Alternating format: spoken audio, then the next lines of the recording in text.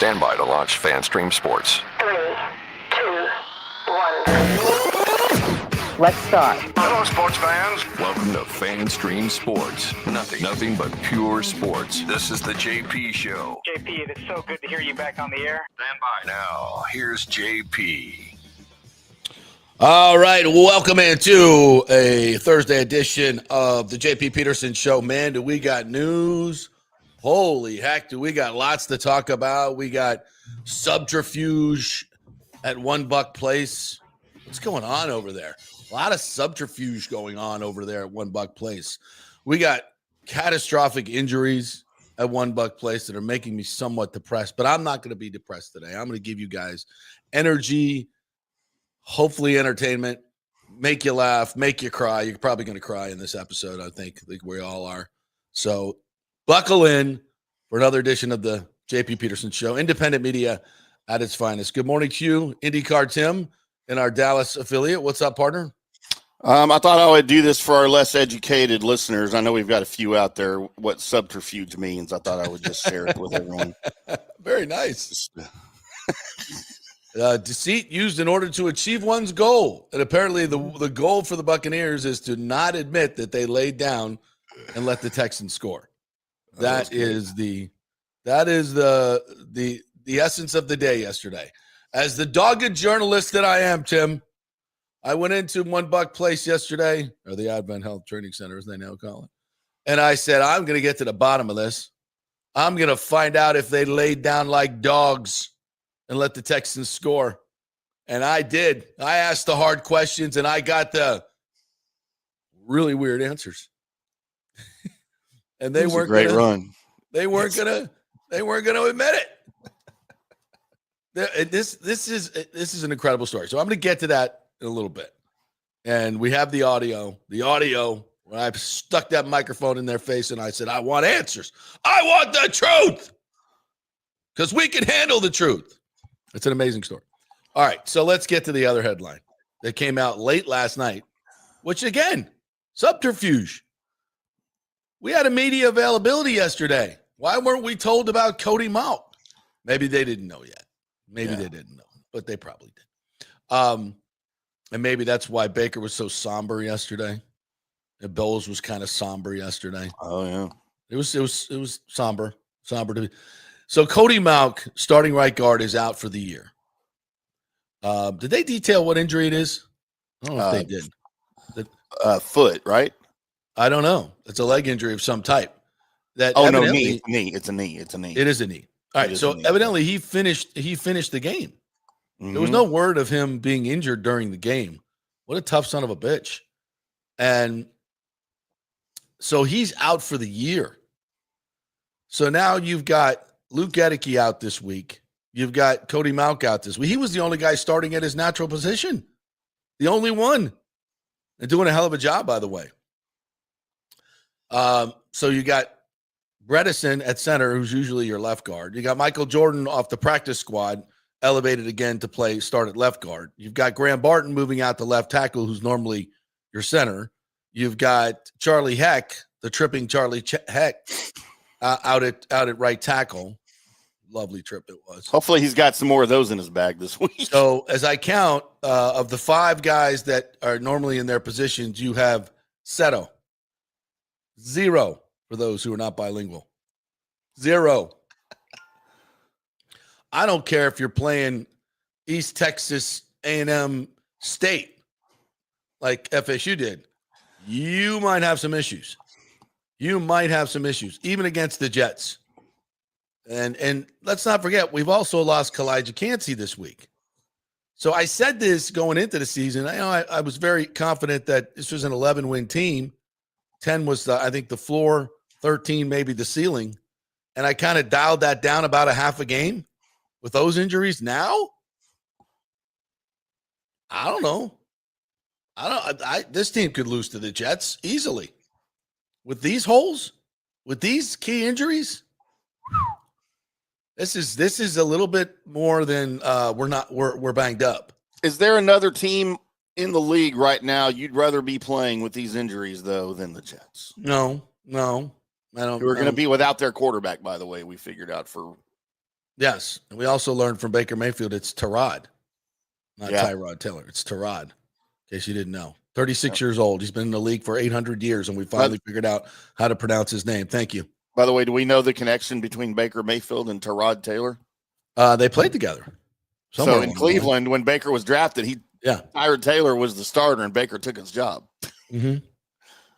Yeah, and they're great friends, which leads me to believe that maybe Baker was lying about how you pronounce his name. He's playing a big joke on everybody.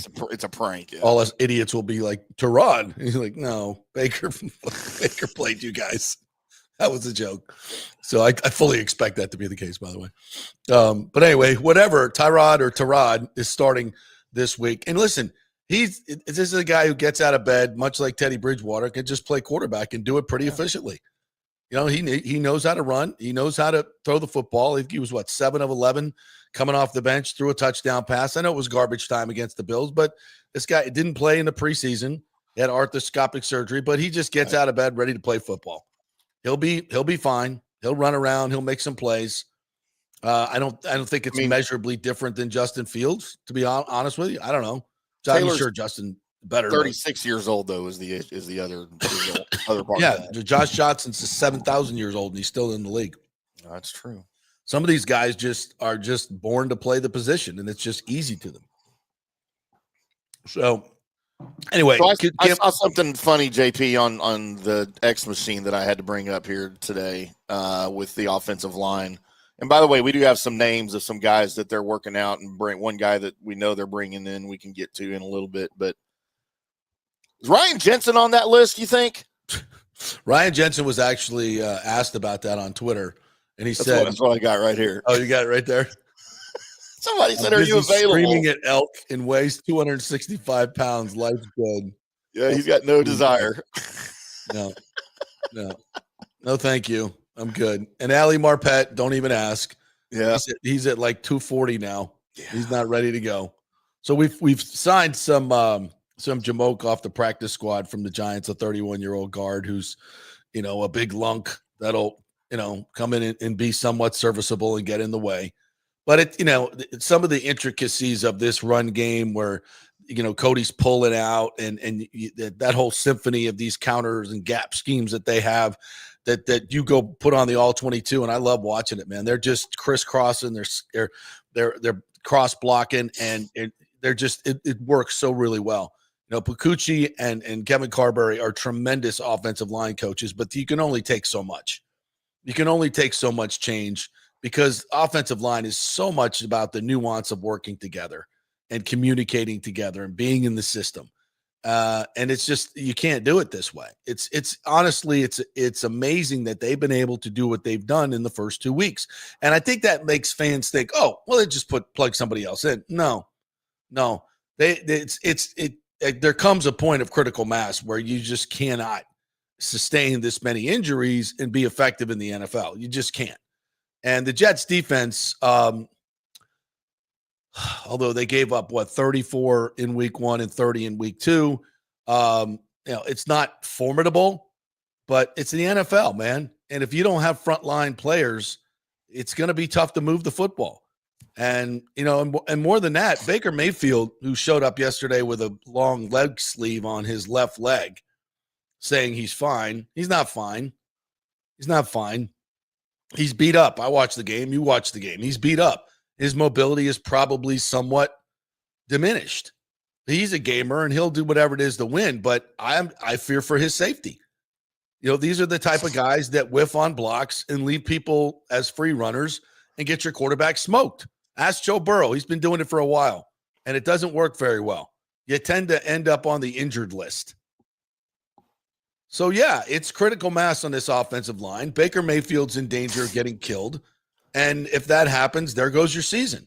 I don't want to be Mr. Wet Blanket. That's not my style, but this is the reality of the situation. I'm not going to lie to you people and try to sugarcoat this shit. It's bad. It's really bad. I have a question for you, JP. Yes, sir.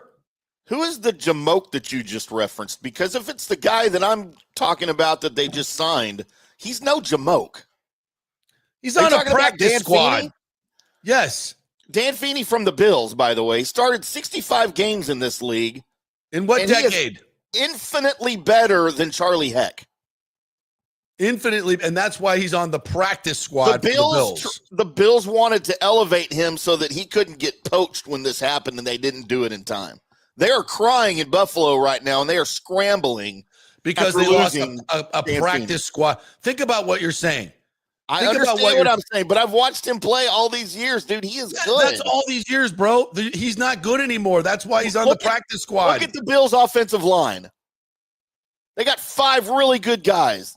I don't know this guy. I don't know this guy from Adam, but I know this. Oh, dude, I know this. He's not bad. I know this. If you're on the practice squad as a guard,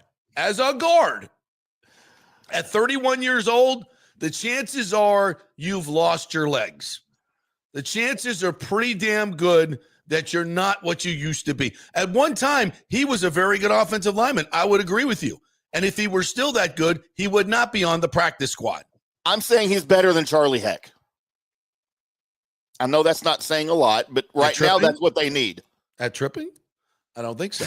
Right now that's what they need. They're also looking at Sua Opeta, bringing him back. Okay. They're looking at Royce Newman, according to Greg Allman this morning. Yeah, good. All these guys didn't have jobs. And if you're on the street, you're on the street for a reason. Yeah. Sure, they can come in and plug a hole and be there. They're big men. They can do, but we're trying to win a Super Bowl here. Yeah. We're trying to win a Super Bowl. You don't win Super Bowls when your entire offensive line is made up of backups. That does not work. I understand that Graham Barton is not a backup and Bredesen is not a backup, but they're playing in their unnatural positions. Mike H. Who the hell is Charlie Shack? Charlie Shack. By the way, how do you like my creamsicle highlights here on our comments? Wow. Because we're creamsicles this week. That is outstanding. I must admit, I am highly impressed and outstanding. Yeah. Absolutely. So listen, I'm not going to argue about it. I hope he comes in and he fills in admirably. And it was great that they were able to poach him off their practice squad. But if we're keeping it real, bruh, if we're keeping it real, this is bad. This is really bad. Yeah. You can go, listen, can we go 500, get to the playoffs, win the division at 10-7? Sure. Absolutely. I'm trying to win a Super Bowl here. This was supposed to be a Super Bowl team. And without Cansey and without Mauch, that's hard. That's really hard. As Scott Reynolds reminds us all the time, the years that the Bucs won the Super Bowl, they were extremely healthy. They didn't lose a bunch of key starters, which they've already lost this year. It's tough. It's a tough league. And I know other people have injuries too, but this is, I'm not going to sugarcoat it. It's getting to critical mass time. And this is what happens. And when you lose a game to the Jets and everybody loses their mind, I'm going to say, what did you expect with this offensive line? And I'm sorry that Baker got hurt, but this is what happens when you get injuries. So Jordan G said, what do you think of Light making a trade for an O-lineman at this point? That's not out of the question, but the only problem with that right now, Jordan, is even the bad teams, you got teams that are 0-2. We're only going into week 3. Exactly. They're not going to give up good guys this early in the season unless you throw a shit ton of draft picks at them, and nobody's going to throw a shit ton of draft picks at a 0-2. Light's not doing that. Light's not giving up future resources. Yeah. Great resources to get somebody for this year. I mean, this is a season that you might do that. If you can get a guy that you think is going to start for another 4 or 5 years for you, maybe at left guard. The left guard position is still kind of, although Bredesen has played well and you just re-signed him. So now that I think about that, no. Yeah. Barton's on his second year. Cody Mauch's been, they're going to re-sign him. He's a starter. You just gave Gedeke a shit ton of money. You just gave Wirfs a crap ton of money. So you're going to go out and get another offensive lineman and who's really good that costs money. That's hard to do. Yeah. You already invested a lot in this offensive line. So it sucks. And you're kind of in all-in mode now, I think, with this team. I would agree with that. So if you did make a move, I wouldn't hate it. But the problem is nobody's giving up quality offensive linemen. Nobody.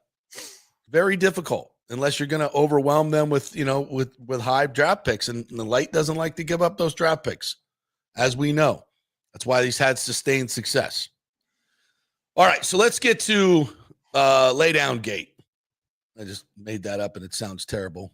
Come up with something better, guys. Lay please. down gate. Give up gate. Flopgate. How about Flopgate? Although nobody actually flopped on the field, but we could say Flopgate. So bad angle gate. What's that? Bad angle gate. Bad angle gate. All right, so I'm gonna go back here. So here, and this is really incredible, folks. It's unbelievable, honestly. Think about this: Todd freaking Bowles, one of the most conservative game managers in the history of the game, literally let the Texans score a touchdown to take the lead with 2 minutes left. I'm going back to the play-by-play here. Nick Chubb with 2:10 left in the game. 2:10 left in the game. They're at the 25-yard line. Now, let's be honest. Fairburn kicked a 50-some-yarder earlier. From 25, that's 35, 47, 42 yards, right? 42-yard field goal. From where? With 25. With this, the scrimmage is 25. So 35, 42. That's 42-yard. 40. That's about a 94% probability he's going to make that kick. Okay? So people are like, well, you let him score with 2:10. They could fumble. They could miss a kick. That's how he won week 1. Blah, blah, blah, blah. I get all that. But how many times have we seen teams, the Washington Commandos in the playoffs, run out the clock and kick a field goal while Bowles is hoping that his crappy defense holds up? And I don't think this defense is that crappy, but the other crappy defenses. How many times have we witnessed that? Last year, again, we said it a million times, 2 and 6 and 7-point games. That's got to switch. So they go out and hire Beastline, whatever, as a game manager. You think this was Todd Bowles' decision? Do you think this decision was made with any consternation on the sideline? Yeah. And this is just me kind of connecting the dots here. I think there was probably a very spirited discussion about letting them score. I think it was very spirited. But I also think that going into the season, the Buccaneers brass said, hey, Todd, we're hiring a game manager, and if he makes a call, we go with it. If he makes a call, I don't care what you think. I don't want to be that seems a little rude, but despite your best inclinations, we're going to go with the game manager. Feelings of anxiety or dismay. Typically, it's something unexpected. There, I think I nailed it. There was consternation and maybe some constipation on the sideline. I don't think you need to put up the meaning for constipation, but there was consternation. Make sure the Petermans knew the difference. That's all. And maybe some constipation as well. But there was definitely some consternation. No question about that. So I can't even imagine what this conversation was like. You want us to do what? With 2:10 left in the game, you want at the 25-yard line, you want us to let them score. Yes. We have 3 timeouts, the 2-minute warning, and Baker fucking Mayfield. The strength of your team is the offense. And with 4 downs to work, 2 minutes, 3 timeouts, and a 2, the chances of you winning this game with the ball last are much better. And folks, I know it's counterintuitive, but that's the effing fact. That is fact. It's counterintuitive. I get it. But if you look at the annals of the NFL in this situation, with the kickers as good as they are, and they only need a field goal to win, this is the situation we're in. This is the situation you're in. So let them score. So, JP, how do you know that they let them score? That's a great question, my friends. You Petermans are on top of it. Let's play Antoine Winfield Jr. And my cross-examination of the young man yesterday in the locker room as I try to get to the bottom of Flopgate. Here we go. So that last play where they scored, were you giving it your all? Did you guys let them score? It was a great run. It was a great run. I'm going to say that. Come on. It was a good run by him. Was it an instant decision by you, or was this something that we talked about on the sideline? Like I said before, it was a great run. You guys are going to keep this a secret forever, aren't you? Good run, man. It was good play call. Uh-huh. Uh-huh. Now, if you just read the transcript, you would say, oh, there's nothing there. Oh, Timmy, in your expert opinion of nonverbal communication, was that young man being truthful to me? Here in Dallas, we call that the Jason Garrett method, where you say everything without saying anything. Mm-hmm. That smirk on his face really told the whole story. Not to mention the lack of effort coming from a guy who gives supreme effort and has knocked the ball out at the goal line countless times. That's like what I said yesterday when we had Scott Reynolds on, or when we had TJ on. And I said, I'd rather them have allowed it than to have pursued at such a bad angle, right? Because surely you can't miss that bad unless it's on purpose. Yeah. It had to be. So, I mean, we could dance around it, but they let him score with 2 minutes and 10 seconds left at the 25-yard line. Todd Bowles did that. Unprecedented for Todd. Or did he? So in my dogged pursuit of the truth, Tim, I asked Todd Bowles the same question, and I followed up with more dogged questions, being the Edward R. Murrow Award winner that I am. Here we go. I'm sorry for the audio, but I think you'll get most of it. So turn everything down and listen closely. Listen closely. You solved the great debate. Did you let them score on Monday night at the end? I don't think it matters. We won the game. So we'll go from there. Not gonna tell us At all. Not going to tell us at all. At all. Yep. So do you think, and and then listen, we're having fun with this. They won the game. It's fantastic.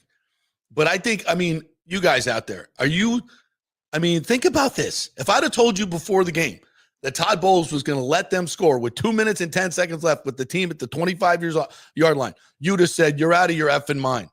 But I like the new Todd Bowles. I love the new Todd Bowles. This is the difference. And kudos to Todd Bowles for not being, excuse me, Bill Belichick or any of these other ego monsters and said, I'm doing it my way. Now, granted, his way in close games hasn't worked out so well. So, it's probably a good idea to try something different. And I want to remind you folks this, though.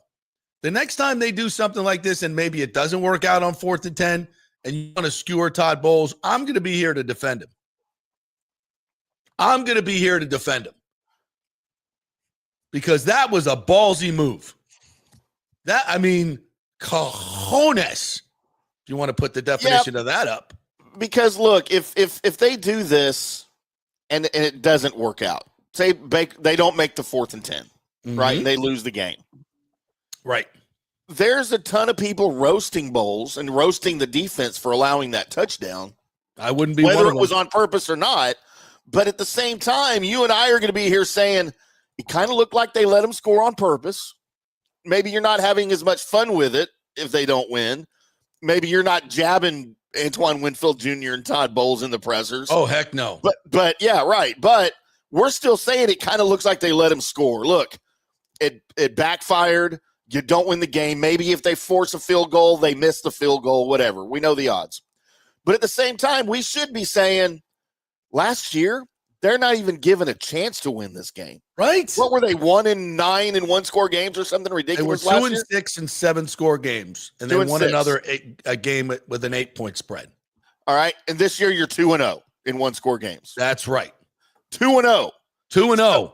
So they took a different approach this year, and whether it works out or not in week 2 on Monday night, you have to like the fact that they're taking that different approach. That's my point. And in the long run, at some point, it was going to work out, and it worked out on Monday. My point. Yes. So yeah, yes. it's a fresh take. Yeah. I mentioned a couple times this week, having covered the arena football and the great Tim Markham for many, many years, where they score and, scoring drives take 12 seconds. Yeah. Okay. He always, his strategy was always, and it started to play out, 3-4 minutes left in the game. I want last at bat. Like I talked about this on the Orestes Destrada show yesterday. It's like, that's why having the last at bat in baseball is so huge, because you know what you got to do. You know what the assignment is. Okay, so at that point, if you let them score, now, keeping them from getting the 2-point conversion would also key as well. But at that point what the assignment is. If we have the ball last, we're going to win the game. We'll have a chance to win the game. Not Baker Mayfield sitting on a sideline watching your offense, sitting on the sideline watching the Commanders march down the field, drain the clock, use all your timeouts, and kick it at the end. And you're sitting there holding your D, or maybe holding your O. Your offense is just sitting there watching. That can't happen. That can't happen again. So the Bucs did something about it. They went out and hired a game manager and said, he's making the calls. I don't care what you say. And I don't know if Todd disagreed with it. I don't know that. I'm not on the sideline. He'll never maybe the team's subterfuge covering this up may suggest that maybe Todd wasn't on board with it and doesn't want to take credit for it because he's an honorable man. Just speculating. It kind of gives me a little bit of feel is like, I don't want to take credit for this because it wasn't my idea. Now you can come out and say, hey, the game manager made the call and we won. And it doesn't matter. It doesn't matter. At this point, it does not matter. It's fun to talk about on shows like this, but it doesn't matter. We won the game. But I do think it's interesting. Why the subterfuge? Why it's a great run. It's a good call. Why? Have we ever had a team come out and admit that? Yeah. Happens all the time. I thought we had. Yeah. Do you have a theory? You guys have a theory? Why would they? Because they don't want to feel like they're rubbing it in. Because this is a good example because Todd Bowles is a class act. He's not an egomaniac. He's not one of the guys that ever wants to stand up and say, yeah, that was me. I do that. You do that. Everybody else. But a man of character like Todd Bowles does not need that. So that's to me probably the likely answer is he doesn't want to embarrass D'Amico Ryans. He doesn't want to he's not that guy to go, oh, I got over on you. There's a lot of coaches that would, and I'd say probably 99% would do that. And Todd Bowles is an honorable man and doesn't need the credit. That's probably the main reason right there for the subterfuge and it's almost like we're admitting it, but we're not admitting it. I mean, right? Those answers from Todd and Antoine were not like, and it was interesting, by the way. I think was it Bucky? I don't know if it was Bucky or one of the others. So right before in the there's an interview space in the locker room, the players walk up in front and do the interviews. And typically the PR person will go get the player. So as Bucky was coming over, the two PR guys went over and there was a little huddle there. And it was probably like, hey, just reminding you what Coach said about don't admit, there's some asshole reporter over there, JP Peterson, asking all these questions. So when they start coming after you about it, don't give it up. Don't give it up. There's probably a little bit of a reminder. And again, I'm not saying there's anything incredibly nefarious about this. It's fun to talk about. And I think it's also a very instructive to say, as we said, it'd be good for you, Todd Bowles. When they came to you and said, we're going to hire a game manager, did you say, no, we're not? No, he said, okay, we need to be better. Not a lot of coaches are doing that. So kudos to Todd Bowles. Yes, thank you. Great point. Old dogs, new tricks here in Tampa. That's okay. That's how you win. That's how you get better. Shelve the ego. Listen to other people. Open your mind. Damn it. That is a masterstroke of genius by the Buccaneers for hiring the game manager, going out there and stealing him away from Jacksonville, and basically saying that he's going to make the calls, no matter how much you disagree with it, Todd. And maybe he did agree. I don't know that. He may have been on board with it. I don't know. Let's get the tape. Let's find out. Let's get the sideline tape and find out. Like we found out that in the Mike Evans record, when they wanted to get it to him on the last play, and it was the game was still in the balance. Todd Bowles was not really down with that whole idea. He was like, "You better not effing throw an interception. You better not effing do this." So kudos to him, and I think it's worth talking about. I think it's a great lesson to all of us, and a tip of the cap to Todd Bowles and this organization, because that's a hell of a call. That is one hell of a call, and it should go down in Bucs history as maybe one of the greatest gambles of all time. And the right play, yeah, and the right play. This is the look that Todd Bowles gave JP from the stage. This is just close up here. I love that. I love the highlight of him getting an interception. I think was it maybe in the Super Bowl where he just destroys Darrell Green. Oh yeah, he's coming in for the teammate. Yeah, and Darrell's going after it at the same time, and he just destroys him.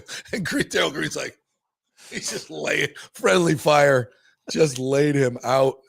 Todd Bowles could hit, man. He could hit. Yeah. I mean, I tell you what, I've been critical of him, and I think rightfully so in the game management decisions and some other issues. But man, I love that man. Love that man. He is salt of the earth. He's just a great dude, a great guy, and obviously a super smart guy, and shelves the ego and does what it takes to win. And that's why his players love him. That's why his players play so hard for him. And again, I couldn't root any harder for the dude. I just love to see him win. All right, I told you I'm pretty sure he's in my family tree. I'm pretty sure we're related. My grandmother's maiden name was Bowles, so I'm pretty sure we're related somewhere down the list. You probably are. Although, for genetically speaking, he's much smarter and more handsome than you. And, lots of people in my family are. That's not saying anything. I don't see the resemblance whatsoever. My 23-year-old son took an IQ test because he's about to enroll in. My son's about to go back to school. He took an IQ test. JP, 148. Wow. My 23-year-old son. Who's the mom? Oh, trust me, she's a lot dumber than I am. Well, then how is that possible? I come from smart genes. My mother was highly intelligent. Yeah.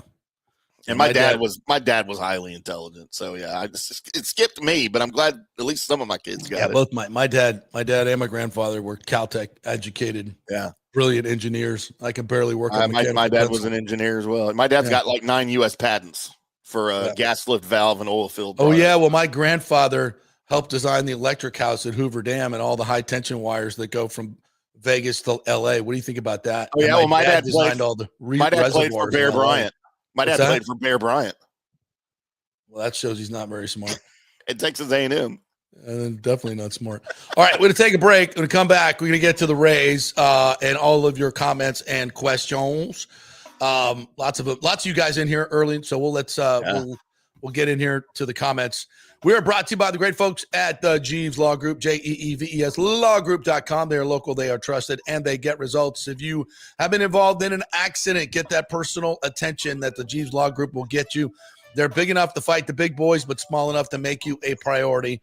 And they know the local legal landscape. That's very important for your case, folks. That's JeevesLawGroup.com. Get your free case evaluation. Non-attorney spokesman, offices Tampa and St. Pete. And the great folks at Kingmakers Tampa, where we're coming to you right now, kingmakerstampa.com. is the place to go to get a membership to this fabulous place. You can actually use this production studio if you're a member. We have a golf simulator over here. I'll be playing Pebble Beach and Augusta a little bit later on.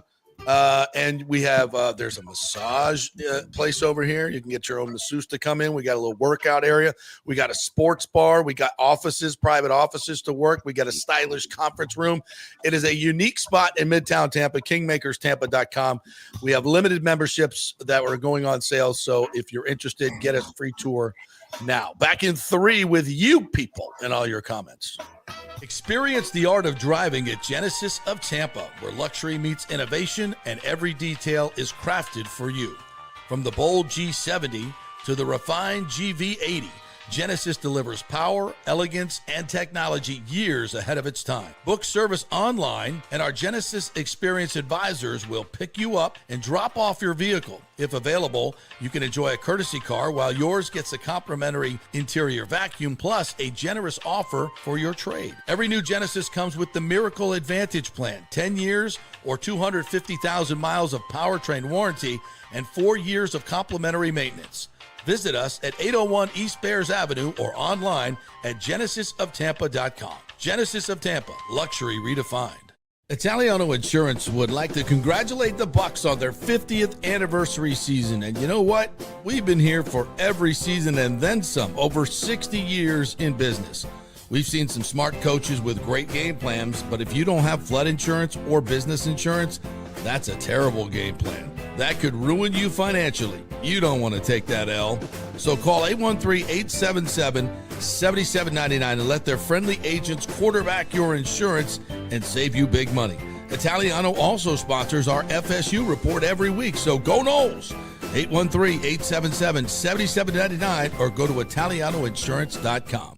JP here for Riveters, our new official sports bar and grill of the JP Peterson Show. And just like our show, no BS, no corporate chain feel, just amazing, authentic folks serving great comfort food in a casual atmosphere at unheard of prices. Riveters is located just south of Raymond James and Steinbrenner Field on Dale Mabry, walking distance to the park, so free parking, great place for pregame and postgame. Let's talk about fresh food. Nothing is frozen. Burgers, wings, prime rib, roasted fresh daily, never frozen. That makes a huge difference. The mahi, the salmon, also super fresh. All our sauces are original recipes made in-house. Our Warhawk chili and fully loaded potato soup is made fresh in-house. It's the best food anywhere, served by people who actually care. Riveters on Dale Mabry, just north of 275, just south of where the Bucs and Rays play. We'll see you there. Are you looking to renovate your home, rebuild after the hurricanes, or build your dream home from scratch? Well, let me tell you about my friend Jason Fawcett and On-Site Construction. They have over 1,450 satisfied clients, 25 years of experience, over 500 designs, and a talented team of over 40 construction professionals. They believe building something exceptional begins by truly focusing on all the details, even the smallest ones. We understand that construction can be a daunting process, and we're here to make it as smooth and stress-free as possible. Quality is non-negotiable at On-Site Construction. We use the finest materials, employ the most skilled tradespeople, and adhere to the highest industry standards to deliver a product we're proud of and that you're going to love. Our project management is meticulous with a focus on completing projects on time and on budget. Your happiness is our primary driver. So give us a call at 813-579-5789 or check out our incredible website at onsiteconstructionfl.com. Are you having legal issues with a business partner or other legal business issues? The attorneys at Walters, Levine, and DeGrave can help. Call 800-616-0384 for a free consultation. At Walters, Levine, and DeGrave, we've redefined what a law firm can be with top-tier attorneys, personal service, and 26 years of success. From business law to civil litigation, we deliver smart, client-focused solutions. Walters, Levine, and DeGrave recently won a $6.4 million jury verdict from a large real estate developer, and they can win for you too. Walters, Levine, and DeGrave. Let's solve it together. Not attorney spokesman. For a free consultation, call 800-616-0384 or go to walterslevine.com. Offices Tampa, Sarasota. Let's go. Right now, back to the show on FanStream Sports. All right, welcome back to the JP Peterson Show. We're coming to you live from the Kingmaker Studio on this beautiful Thursday. By the way, the Lightning had media day yesterday. We'll talk a little bit about that as well. And we want to thank the great folks at Riveters, the official sports bar of the JP Peterson Show. I was over there last week for lunch. Had a fabulous Reuben sandwich and some wings. Don't forget about their happy hour, 3 to 7 o'clock, folks. And there's no better place to watch Thursday night football than Riveters. So go check it out right there, just north of 275 south of the stadiums, right there on Dale Mabry. There might be a spaceship that's right next door. So you know where to go. It's Riveters, and it is a fabulous, fabulous experience. Go say hi to Tara and Andres and all the great folks over there, and tell them JP sent you. By the way, they have a new Mexican restaurant across the street called Boda, next to that other landmark strip joint, and it is fantastic. It's called Boda. They just opened it up. It's in the old Taco Bell there. Everything is made fresh, like the Riveters food. Everything is made fresh. It's casual dining. You're in and out. Great prices. Really high quality food. So if you love Mexican, fresh Mexican, think Chipotle, but a lot better. Not the canned chain restaurants. Fresh Mexican food. They make it all right there. So this is the Riveters people that opened the Mexican. Right across the street. Okay, I was highly confused this week when you've been touting this Mexican restaurant during your Riveters spots, because I'm like, because you haven't said that in the commercials that the Riveters people own it. Oh, my bad. All you've said is, by the way, there's also a Mexican food restaurant across the street. And I'm like, why is he talking about another restaurant while he's doing a Riveter spot? Now you know. Okay. Now you know. It makes sense. I got you. Yeah. So check it out. It's called Boda, right across from River. So if you're in the mood for Mexican and you just want to zip in and zip out, they actually have, you can order online and they have a little pickup drive-through window too. Right through. So check that out. It's called Boda. Really cool. All right. So interesting. People are pushing back about this decision. Of course. Let me see. Where is it? James says, where is it? Oh, here you go. It makes no sense to let them score, says James. I think maybe it was communicated if Texas running back get free, let him score. But if the Bucs hold like after the block punt, Texas kick field goal, and the Bucs only need a field goal. Okay. I see there's a lot of different computations you can make, but the most likely scenario is you burn your timeouts, they kick a field goal at the gun. How do I know? Well, you got to go all the way back to the playoff game against the Commanders. All right? They get the ball with the score is 20-20, and they get the ball with 4 minutes left, 4:41 left in the game. And they start matriculating down the field. We remember the toss to Eckler where Yaya Diaby was in coverage for 18 yards. That was a killer. And then it was 141 left from the 27-yard line, very similar to the 25. 141 left, Tim. The Bucs have 3 timeouts. It's almost the same exact situation, right? So what do? Austin Eckler up the middle for no gain. I'm sorry, 141 left. Austin Eckler up the middle for 8 yards. So at the end of that, it's 141 left. So they run another play. They let it tick down, and they run another play, and the Bucs use their first timeout. So if you would have let them score when they got to the 27, you would have had a minute 35 left and all 3 of your timeouts. And not the greatest, Redskins defense, and a defense that was probably pretty tired. And 4 downs to go down and get a touchdown and force overtime. At least go for 2 and win the game. So, yeah, a lot of things can happen. They can miss a field goal. You can get a turnover, blah, blah, blah. But the chances are, by analytics, they're going to bleed the clock and you're going to have no time left. So what did they do? This is how it played out. They Austin Eckler for no gain. Second timeout. Daniels, right end for 4 yards. Third timeout. So now it's down to 40 seconds and you got no timeouts left. You're screwed. Daniels takes a knee. Gonzalez kicks the field goal. So we remember that, right? We're not going to let that happen again. Yes, there are a lot of things that can happen, but you know what is going to happen?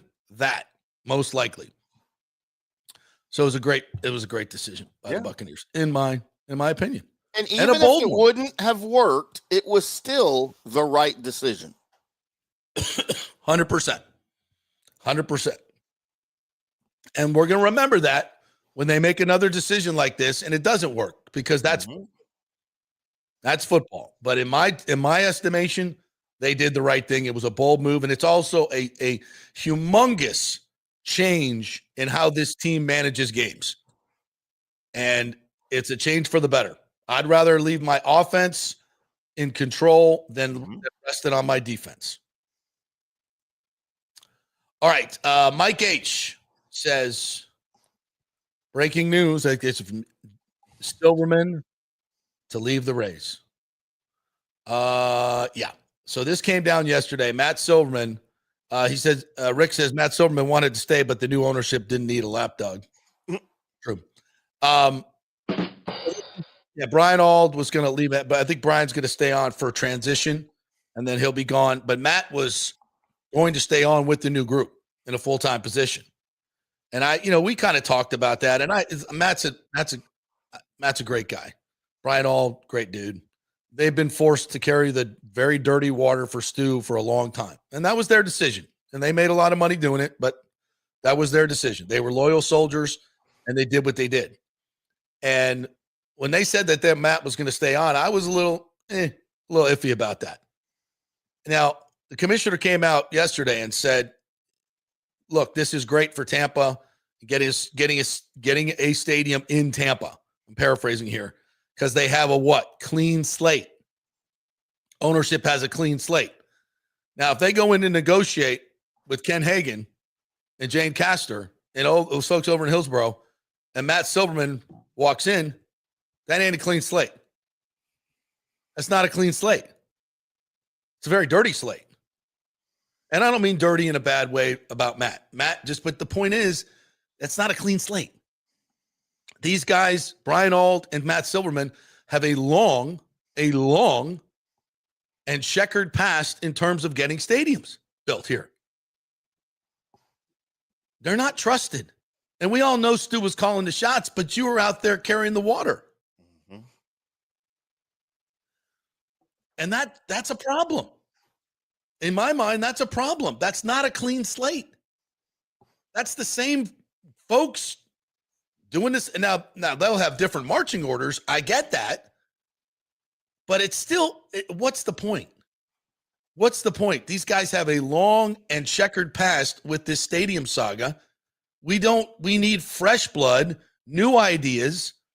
And frankly, I don't blame, even though Matt's a good dude, I don't blame Hagan and some of the others. Were like, oh, can I trust him? Because he's went on the radio and said the Rays aren't for sale when they were clearly for sale, and everybody knew it. Everybody knew it.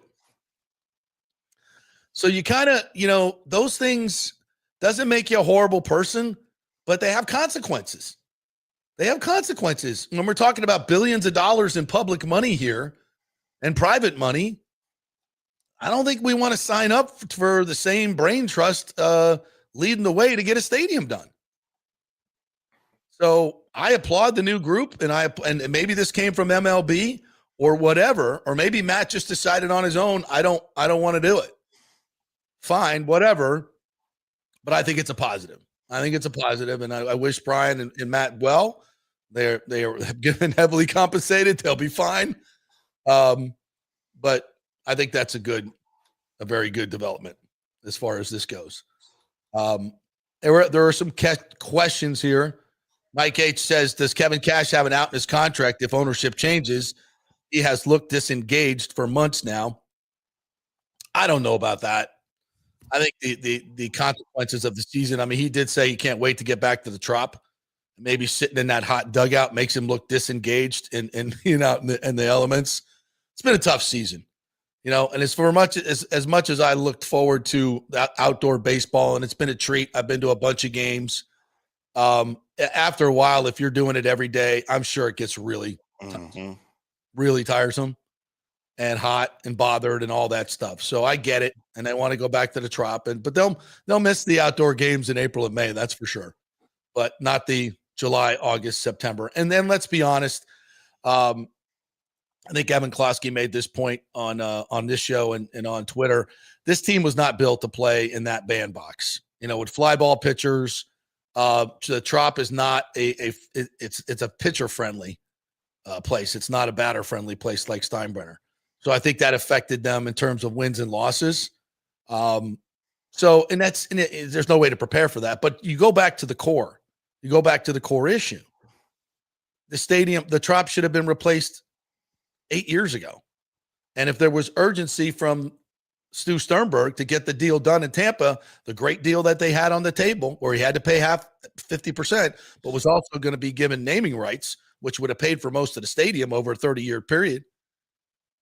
I mean, that was the deal that should have been done, and we would never have been playing in a minor league ballpark. We never would have had the roof ripped off. None of that stuff would have ever happened if you had a responsible owner who had a sense of urgency to get a stadium done that needed to be done. But instead, he wanted to take it to the last day because he was making a crap ton of money in that place. No rent, city paid for all the maintenance, city paid for the insurance, city paid for everything. He's just banking money. That's why he never wanted to move. Did he like the stadium? No, he hates indoor baseball. You know what he likes? Money. And it was being stuffed in his pockets by staying there. But the fans want a new stadium. MLB wants a new stadium. The other owners want a new stadium, so you won't be a welfare state. Yeah, I don't care. As long as I'm making money. I don't care about it. I don't care about the fans. I don't care about the other owners. I don't care about anything except making money. Okay. Well, that's what you get. You have to bear the brunt of that, of the consequences. So as much as everybody wants to say, oh, it's a natural disaster, what were we going to do? Should have been replaced a long time ago. And that's, that is what it is. Sergio Biltres says, agree, Rick, who said we should get Ali Marpet a jersey. I agree. DEFCON 1 here with the O-line. 3 starters out now for this week's game. Baker will be running for his life again. Unfortunately, that's true. Absolutely true. Have faith in Josh Grizzard and his game planning for that this week. They have plenty of time to game plan for the way the offensive line is going to be, to get Baker some help, and to get the ball out of Baker's hands as quickly as possible. That's right. All right. I want to stay on the Bucs here for a little bit because I did, as promised, ask Todd Bowles about ball preparation for his kicker.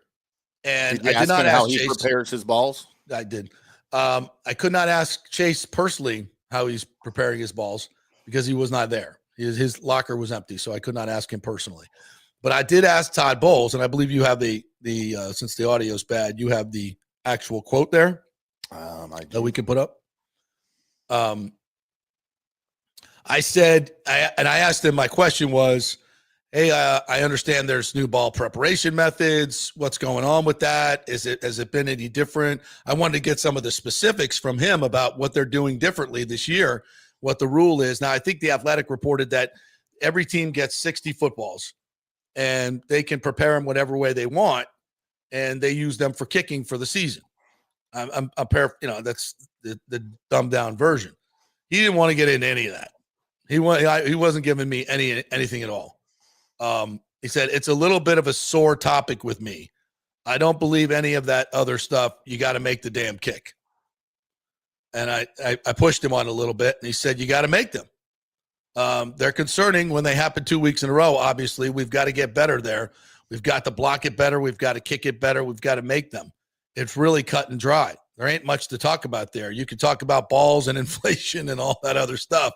You've got to kick the ball. You've got to make the kicks. So, yeah, he wasn't having any of it. What's that? It's not rocket science. It's not, but do you think it's affecting it? Because Chase is not the only one. Koo got fired. It shouldn't be, dude. This is all you do, and you have every day to practice only that. And I know we've had the discussion, does the NFL use different balls in the games and they let them practice and kick with in practice? I don't see that there's any way that's the case. It is. There's kicking balls. They have Ks on them. Well, I understand that, but they also have the kicking balls in practice. Yes. That's what I'm saying. You're able to practice kicking in practice during the week with the same balls you're kicking in the games. But I wonder if they do, because at One Buck Place, if you kick it over the net, it goes into the parking lot and gets scuffed up. If it lands, I mean, they put guys back there to catch them, but they can't catch them all. So those balls can be, do they use them in practice is what I'm asking.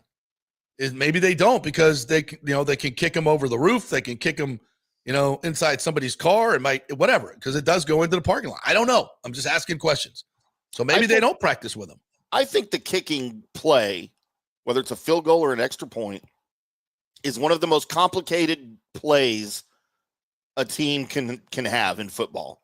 All right, there's so many moving parts. There's more moving parts on that than there is most other plays.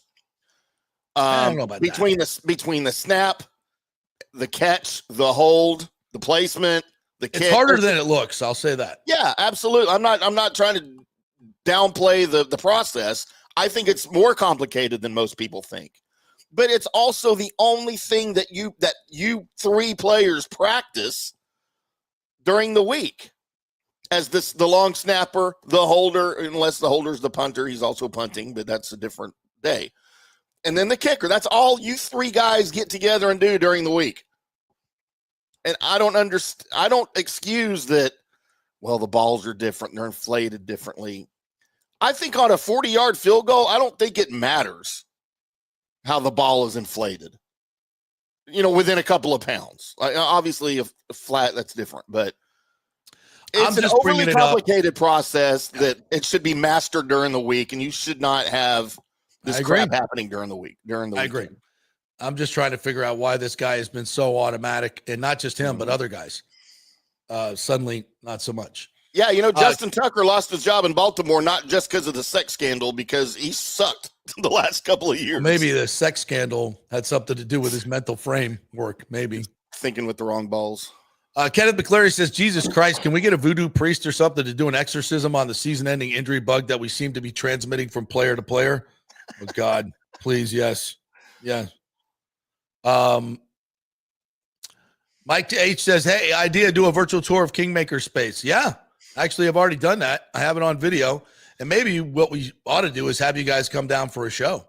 Have a virtual tour. We'll have a real tour. And we can sign up first 25.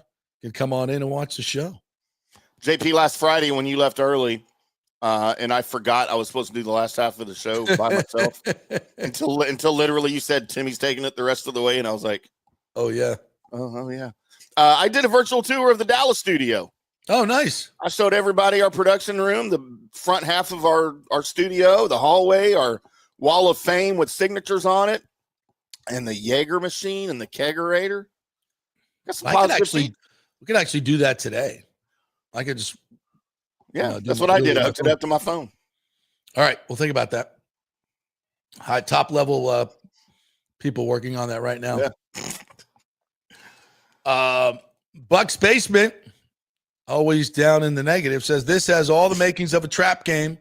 I truly hope the Bucs are not dumb enough to ignore the desperate Jets looking for their first win under a new head coach.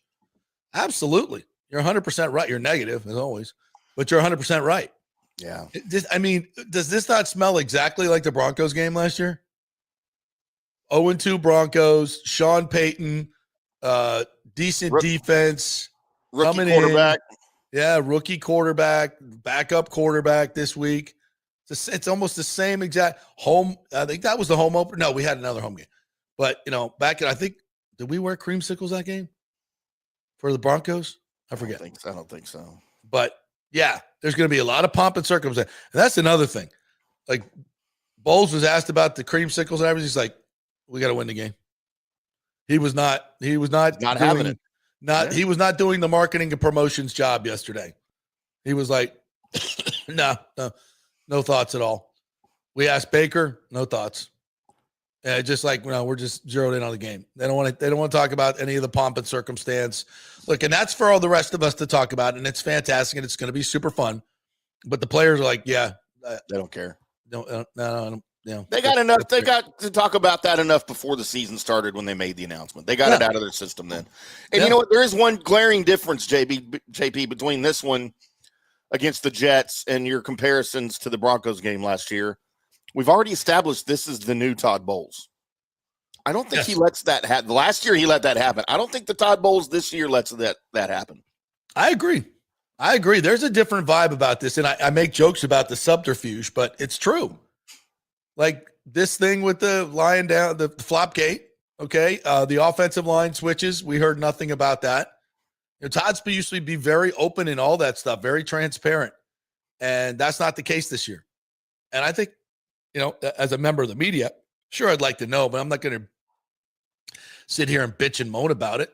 It's not their job. Their job is to win football games. And if they feel like keeping certain things quiet gives them an offense, an advantage, then that's their prerogative, and I fully applaud it. It's our job to find this stuff out, as I did yesterday with my dogged reporting. We got to the bottom of that, didn't we? Yes, we did. Fan Stream Sports reports. That's right. Reports. Douglas Batista, good morning to you. He says, Silverman and Auld out. Good news. They ran the team like a hedge fund. Minimum investment to maximize profit. Not victims, martyrs. Part of the problem. They will be very wealthy after the sale. 100% correct, Douglas. Nice guys, but they ran the team like that, just like you described it. And that's not, in my opinion, that's not what professional sports should be about. It's not an ATM for you. It's for you to put the money back into the team. It's a sport. You're a sportsman as an owner. You're not there to make money. You're there to put the money back into the team and do whatever you can to win. If you want to make money, go back to Wall Street and screw everybody over there. But not when you're owning a team. You're a partner. You're in a partnership with the community that supports you because you've been given a monopoly in that town in terms of that sport. You deserve, or you are required. You're required to put that money back into the team for the most part. Rick said this is going to turn into Bucs basement type of show with this kicker 6-3. Oh, it could be an ugly game this week. There's no question about that. I'm just worried for Baker. Let me see here. Mike H says Todd is smart by putting the team on the rookie offensive coordinator. I'm not sure what that means. Am I missing something there?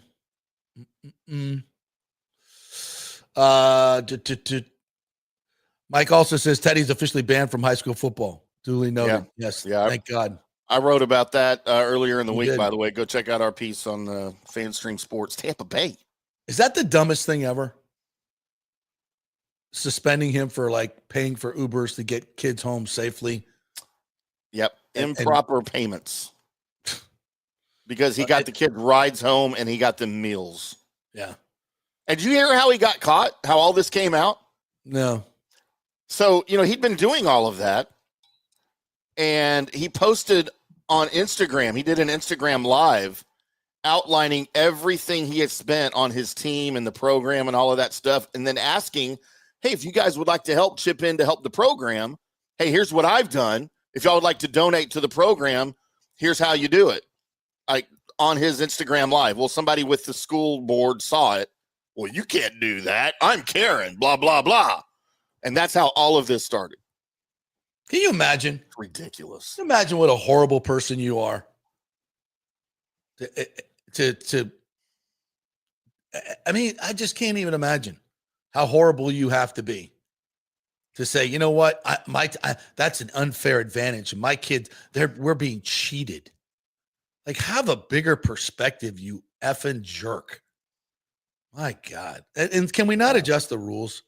What is that? Come on. Joel Forsland says, we just got to get through the next couple of weeks. Once Wirfs and Gedeke are back in a few weeks, we're good. Relax, people. Guards are easier to replace than tackles. Joel, that's correct. But we're in week 3. And it's not just, and I'm not talking just about Cody Mauch. I'm talking about Kalijah Cansey. Mm-hmm. You don't know how this is going to linger for Luke Gedeke or Tristan Wirfs. Yeah, he's not back yet. You don't know. I mean, he has a point. We get the 2 tackles back, and if those 2 tackles can be healthy the rest of the season, say in week 4 and week 5 moving forward, and we got Michael Jordan and, Elijah Klein, who's going to play guard, or this guy Feeney coming in. Yeah. Okay. But we can't, what about Kalijah Cansey? What about the injuries, the other injuries that are bound to come in the rest of the season where things are running thin? Ibuka has a groin injury. Mike's our only healthy starting wide receiver suddenly. Not good, bro. Not good. I'd like to relax, but no. Kenneth McClary says, I got a question thinking about USF and how long it's taken to get a stadium for them. Why hasn't the Hurricanes had a stadium on campus? You got nowhere to build, bro. Yeah, there's nowhere to put one. In Coral Gables, there's just nowhere to build, and that real estate is expensive. It's really expensive. They're kind of landlocked with neighborhoods and high-priced real estate all around them. There's just nowhere to go. You have to start tearing down campus buildings to build a stadium. Yeah. There's really no place for them to go. Now, there's that new soccer stadium that's being built by Beckham, and that $10 billion thing, and I think that's closer to them. I don't know if they could think about retrofitting that. I don't know. Is there enough seats in a soccer stadium? Normally, that's only about 35,000. I'm not going to figure that out for them because if they had an on-campus stadium and had some type of great atmosphere for every game, maybe they would have won an ACC championship by now. Thank you. What else we got? By the way, JP, can I give you a little more Baker, Tyrod Taylor history? Yes, please. It was 7 years ago this week, by the way, that Baker Mayfield made his NFL debut, replacing Tyrod Taylor. Tyrod Taylor for the Browns. By the way, against the Jets. Baker led the Browns to a come-from-behind win after being down 14-0. The Browns had been 132-1 in their last 34 games and 445-1 in their last 50 games. Baker Mayfield went 7-7 as the Browns starter that year. Pretty damn good. And they dumped him 5 years later. Wasn't even 5 years, wasn't it? What, 21? Yeah. 22? After him winning a playoff game, their first playoff winning game since Brian Sipe. In 2020, yeah. I guess it was Vinny, right? It was Vinny, 91. B says, Brian Auld was a complete failure. His only job was to get a stadium across the finish line. He couldn't do it. You could blame Stu, but Auld failed. Well, he was taking Stu's. Yeah, he's working for Stu, right? I mean, yeah, I think left. Auld dealing with a sane owner with money would have got the job done, and I think they would have done a great job if they had a sane owner getting it done because they're likable people, but not when you have to go on the on the air and lie to people when you're instructed to lie. It's no good. Oh, by the way, JP, I forgot to mention. In this game against the Jets where Baker replaced Tyrod,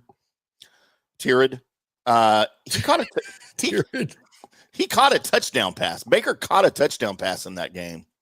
So if Josh Grizzard goes back and looks at some game film from the Browns and Baker versus the Jets in that game, maybe he gets an idea for a little Buccaneers special. Look for Baker to maybe catch a touchdown pass on Sunday. That'd be a fun twist. Nathan says, that is a fun twist. Matt Matera of the Peter Report acknowledged your questions to Bowles and Winfield, but did not say that it was you asking about Anglegate. Anglegate. That's Chris calling it Anglegate. Yeah. Bad Anglegate. That's good. Because they didn't actually flop. They just took bad angles. Come on, Matty. You're not going to give me some play? What's up with that? I'll have to talk to him. Yeah. Josh would have given you credit. I would think so. By the way, we had a bit of a snafu with the Josh Capo segment this week, so it will not be seen. He had a meeting pop up, so we couldn't do it, but we'll get him back next week for sure. Danny Boy Kane in this morning says, good morning, gentlemen. Running an audible for my pod today. Couldn't get Carter last night, so I got Allie Peak. Oh, yeah, Allie Peak. We love her. She's the husband of former Gator punter Eric Wilbur. and the brother of Scott Peak. Both men played for Urban Meyer and the 2 national championship teams at Florida. Yeah, she's really good. So we'll tune into that. We love the local podcast. Even if it's on Miami football, Danny Boy Kane. He came on with us last week. That was fun. He was very chill and relaxed during that interview, too. All right. I'm taking James to task here. He said, why are we going down this rabbit hole? It was great. They answered your questions and kind of chuckled, but it's now to make it a full-blown conspiracy theory. Who's doing that? Who's doing that, James? I'm not making it a full-blown conspiracy. We're having fun with it, Yeah, number we're just one. having fun with it. But number two, in the serious, acknowledging this massive change in game management. I mean, this is a big deal. Is it not? This is a massive change in how you manage games, which has been the big problem. It's noteworthy. A big deal. It's more than noteworthy.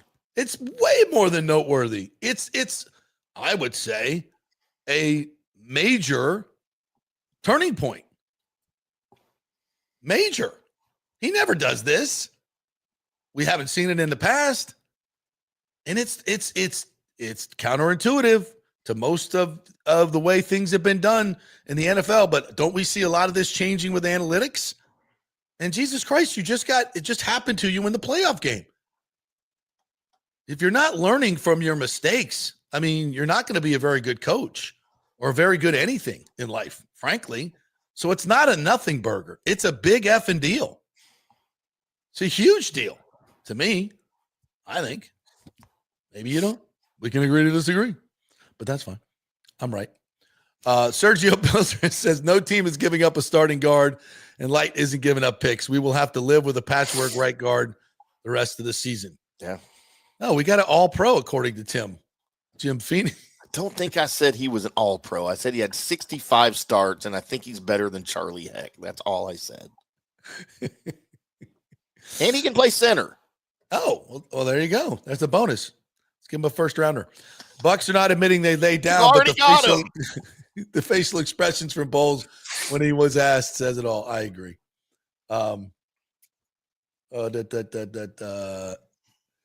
If I think he meant Chubb would have laid down on the 2-yard line, that would have backfired. Yes, you're right, David. And this is an interesting, somebody may have already said this, but this is an interesting point why they're not admitting it. Because if you admit it, you also are telling your future opponents, this is what we're going to do. We're going to let you score, and they're going to be smart and lay down at the 2-yard line. Which is what Chubb should have done. Right. But it was so early. It wasn't with 2 minutes and 10 seconds left. They weren't thinking that way. Mm-hmm. And they were in field goal range, but they were on it wasn't even the outer edge. It's, 92% mid range. Yeah. Mid range. But, and that's on D'Amico, by the way. That's kind of on D'Amico. Absolutely. D'Amico needs to tell his guys in that situation, guys, if you're running free, you need to fall down. But again, it was way early. At the 2-minute warning, I bet he would have done that. I think so. After that, yeah. A bigger part of the genius. Yeah. Timing is everything. I think it's fascinating. No one has ever said that about Todd Bowles before. That's mean, but correct. But true. Yeah. Kenneth McClary said this. Yeah, maybe they didn't want to take credit for it because then the other team will know that they will need to fall down before going in so they can take more time when they're down just 2 points. Absolutely. I think you're 100% right there. Yeezy's taking me to task. Calm down, JP. In a few weeks, it'll be the normal line. Mauch, Jordan's been balling at left guard. Play 500 ball till Big Luke is back, and we're good. Again, it's not just the O-line. It's Cansey. It's all the different injuries. And we're only in week 2. That's the problem. Ibuka got banged up a little bit. We haven't talked enough about Ibuka getting banged up a little bit. I know. True that.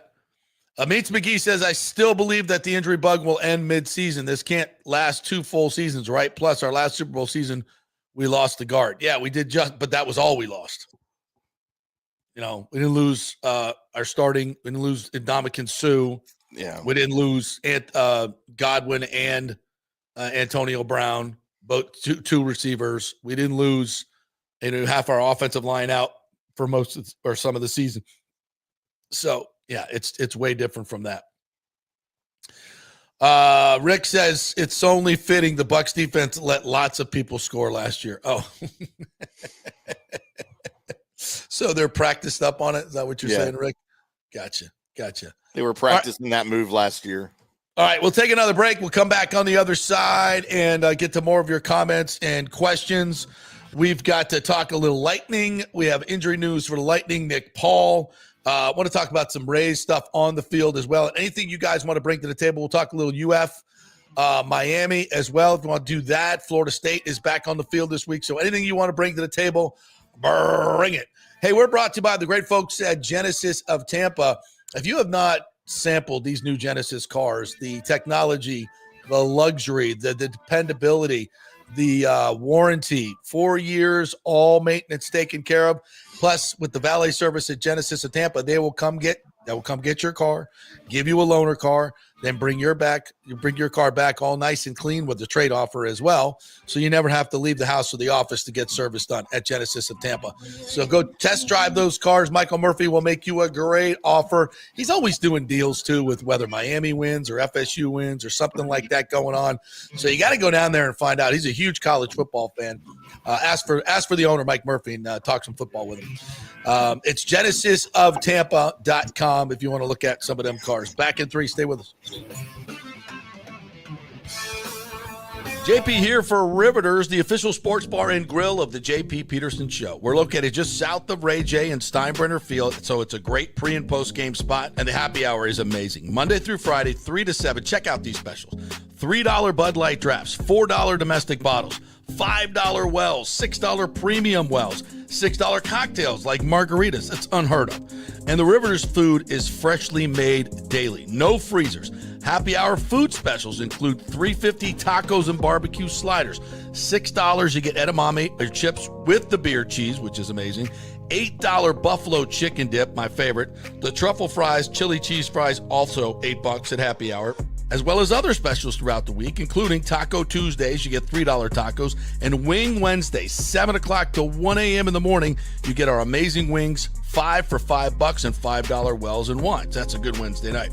So if you're tired of the preppy, overpriced, generic sports bars, come see the amazing, friendly bartenders and staff at Riveters, where customer service really matters. Riveters, just south of where the Rays and Bucs play. We'll see you there. Experience the art of driving at Genesis of Tampa, where luxury meets innovation and every detail is crafted for you. From the bold G70 to the refined GV80, Genesis delivers power, elegance, and technology years ahead of its time. Book service online, and our Genesis Experience advisors will pick you up and drop off your vehicle. If available, you can enjoy a courtesy car while yours gets a complimentary interior vacuum plus a generous offer for your trade. Every new Genesis comes with the Miracle Advantage Plan, 10 years or 250,000 miles of powertrain warranty and 4 years of complimentary maintenance. Visit us at 801 East Bears Avenue or online at genesisoftampa.com. Genesis of Tampa, luxury redefined. Italiano Insurance would like to congratulate the Bucs on their 50th anniversary season. And you know what? We've been here for every season and then some, over 60 years in business. We've seen some smart coaches with great game plans, but if you don't have flood insurance or business insurance, that's a terrible game plan. That could ruin you financially. You don't want to take that L. So call 813-877-7799 and let their friendly agents quarterback your insurance and save you big money. Italiano also sponsors our FSU report every week, so go Noles. 813-877-7799 or go to italianoinsurance.com. JP here for my friend Jason Fawcett, owner of On-Site Construction. They do residential and commercial renovations and new construction. As a leading home builder and general contractor, On-Site Construction prides itself on transforming homes through superior craftsmanship, dedication to client vision, and an unmatched commitment to quality and service. It's about building relationships. We take the time to understand our clients' needs, preferences, and budgets so that we can deliver a personalized experience tailored to their unique vision. From the initial designs to the final touches, we're there every step of the way, ensuring that the end result mirrors your vision. Here are some testimonials from happy customers. G. Gibson says, no hidden costs, very honest, reliable, creative, and communicates well.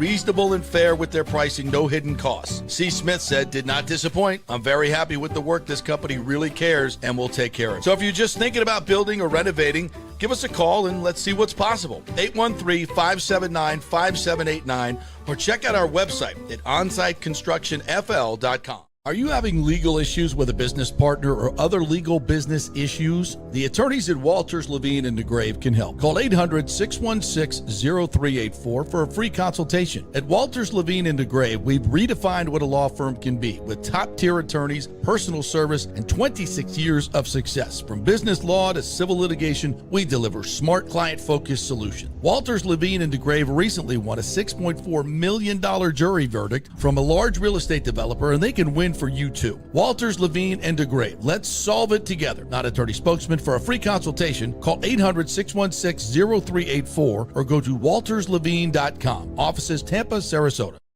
Let's go. Right now, back to the show on FanStream Sports. All right, welcome back to the JP Peterson Show, brought to you by the great folks at Don'tGoUncovered.com. Open enrollment is coming up for new insurance. So check it out. Maybe you can get a subsidy for your health insurance. You'll find out by Don'tGoUncovered.com. Just give them a call. Their agents are standing by. They know all the rules for the Affordable Care Act. You don't know what the numbers are. They change each and every year, so you might be able to get a subsidy. They'll do all the work on that. Just tell them your financial information, and they'll be able to let you know what kind of subsidy you can get.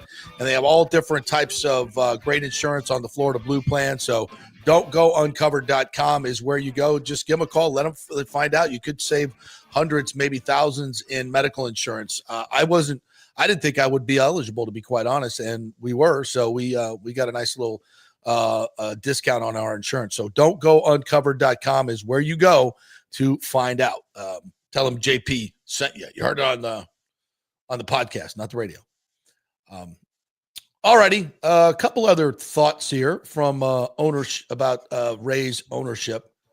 Jordan G says the new ownership group definitely wants their own president chosen. That's Babby's job. Yeah, Ken Babby. I think he's going to be the point guy for not only the marketing and promotions, but probably to get the stadium done as well. And I think Dan Doyle will be involved in that. Dan Doyle Jr., Fred Ridley, all the Tampa guys, the Tampa contingent will be involved in securing that stadium as well. Where is JP Peterson's role in this new front office for the ownership group here? TBD. All right. TBD. Long as I get my press credentials when they come to play the Rangers, I'll be good. Well, we will get credentialed.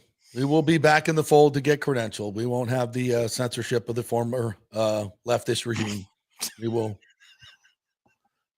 be full. You're not going to be banished anymore? No, I don't think. We'll see. Douglas Batista says, I think it's good for Silverman and Auld to be gone. Part of the problem, in my opinion, they were not forced to work for Stu. They chose to work for him. In short, I don't look at them as victims of Stu. I think that's fair. You can't tell, Douglas. I'm trying to be nice to Matt and Brian, even though they have not been nice to me. I'm trying to take the high road. Douglas. Take the high road. They go low, we get high. Go high. Sorry. Jordan G said, side note, more ownership guys means higher salary and money to play with. Huge getting the big money guy from the Dreamers. Morgan, on the other hand, is just salty. John Morgan's comments were super salty. I don't think we spent enough time on that, especially with my great John Morgan accent. They're just going to milk the people. They're going to steal all that public money. Something like that, what he said. But that is a great point, Jordan. I hadn't thought about that, but Workman, he's a billionaire. He's a legit billionaire and probably has a lot more liquid cash than Zalupski, who's a lot of his worth is in Dreamfinder's home stock. So I think that's a big deal. Absolutely. Because there was questions, I think, about the liquidity of this group and whether they had enough money. And there was talk out on the street that they were still looking for investors, even when they kind of had the offer sheet done, which I think is true when they brought in Workman. So it solidified the group from a cash standpoint and will give them more leeway to invest in payroll in the first few years before they get the stadium done when the big revenue comes in. So they won't be, it's going to be a totally different attitude in terms of spending money. We hope.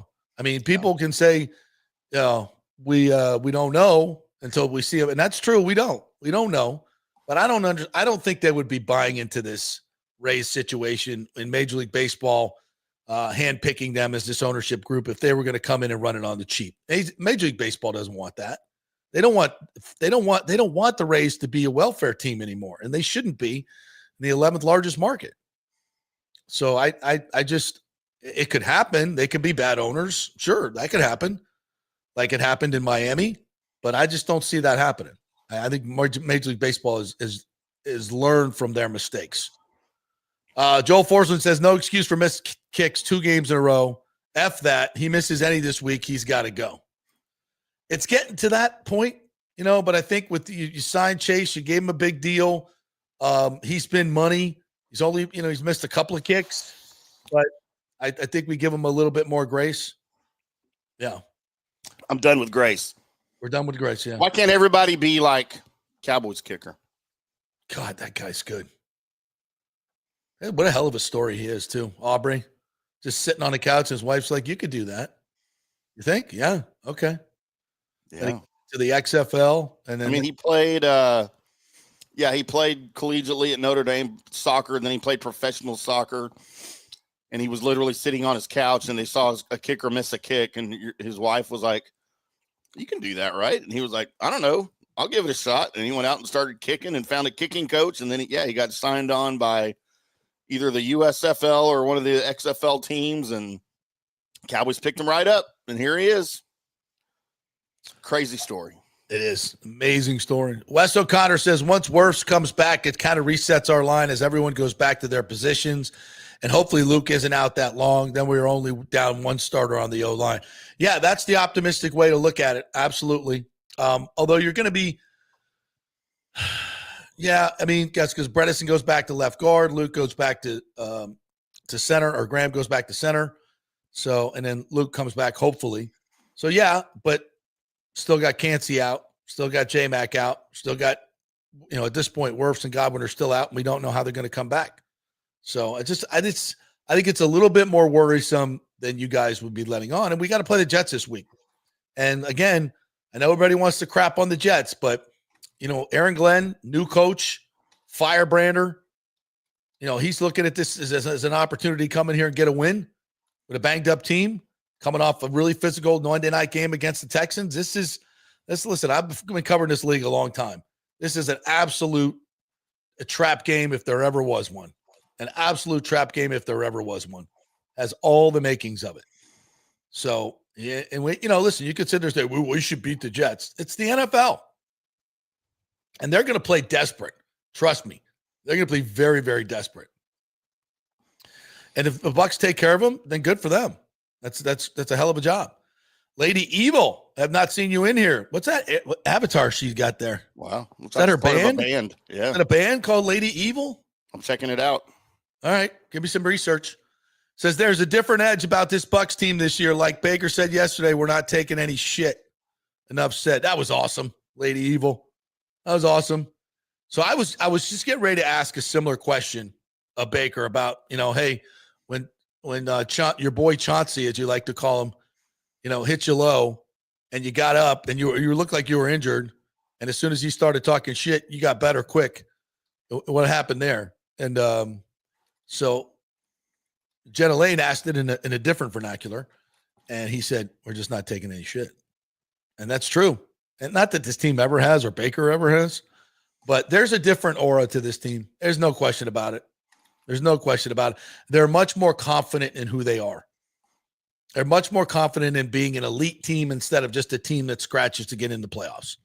You feel that, you see it, and at 2-0, that attitude, winning games late and doing it the way they've done it, has been a huge part of it. 100% is a new attitude. I think you're spot on. What else we got here, partner? Kenneth McCleary says maybe Chase needs to do like they did in Waterboy, visualize an attack. Maybe that can help him kick better. Now we're going to. The water boy to get inspiration? Okay. Whatever it takes. Rick says journalist JP or curious JP, wondering if scuffed balls make a difference. Ball preparation is important. That's all I'm going to say. All right, I've convinced James. He said I changed my mind, JP. I looked at the tape again, so yes, I agree with you. They laid down. There we go. We have conversion on Flopgate. Andre All Day 20, welcome in again, says, so glad that Silverman and Auld is out for the Tampa Bay Rays and that the sale will be finalized within 2 weeks. You know, I don't think we really hit that as much, Timmy, is that in the press release yesterday, the Rays confirmed that the sale will be complete in 2 weeks. It's been a long run since we did that interview in, long, figuratively speaking, when we did that video back in, what was it, February? I told you the team was going to be sold to a group of elite Tampa Bay businessmen. Mm-hmm. But it has come to fruition, and I can't wait for the future of this team. I really am excited about it. They might screw it up, but I think they have all the makings of doing something really good. Tommy Fitzgerald, first time in here. He's got a nice little Star Wars avatar, a little Chewie. Should I do this in my Chewbacca? Please don't. JP, Bucs need more from their tight ends, especially with Ibuka hobbled. Culp needs to get a few targets. I like where you're going with that, Timothy Fitzgerald. Because we look at the wide receivers. Oh, now we're down to one healthy wide receiver. Yeah, we got Cade Otton, Payne Durham, and Devin Culp who can get down the field and make catches. So, yeah. That's the thing, when you have a varied offense and you're multiple, you're not just leaning on, a certain segment, you can do this. So I think it just brings us, what we thought would be kind of a walkover game for the Bucs becomes a much more interesting game, in my opinion. Mike H says, at least Stu never sold out the team to patches on the shoulder. Give him credit there. That was the most anti-Stu thing ever that he didn't sell. Maybe my feeling is maybe he wanted too much money for it. Mm-hmm. That's probably what happened there. All right. Anything else you wanted to bring to the table, my friend? I know we're going through a lot of the comments here, but I love to include all our commenters because they bring up great stuff. They're really smart. I love our Petermans. It's an intelligent fan base for sure. It really is. It really is. And funny too. Funny, argumentative at times. Love you guys. Makes it fun. Yeah. Timothy also adds, Chase has been missing the chip shots. Maybe we need to get him a 55-yarder because he's so money on those to get his confidence back. The one he hit was a 48-yarder. Yeah, maybe he's just needs to pull out the driver a little bit. Pull out the driver and fix that thing. Huh. Ever think about that? Sometimes you just got to let it go. Yeah, just get out the big stick. Just fix it. Joel says Cowboys kicker will eventually shit the bed too. He's right. He's right. We had Dan Bailey for a while, who was the Brandon Aubrey. I mean, he wasn't making 60-yard kicks, but he was literally making everything. And then one day he missed like 3 kicks in a game, and that was it. Like, we're done. Scott Rano, right? Scott Razik says, thanks to the Rays for comp tickets for handicap seats last night. Really? The Rays gave you comp tickets, Scott? Whose idea was that? Yeah. Maybe the new owners have been working inside the organization. So I'll give them the credit. Stefan Gonzalez said Bucs hired Eric Neander as game manager. Confirmed. What? No. Eric Neander has done a great job with the Rays, except this year. His last few moves have been a little suspect. Rick says my John Morgan sounds like Dabo Sweeney. Really? All my impersonations are starting to sound the same, to be quite honest. I got to work on them.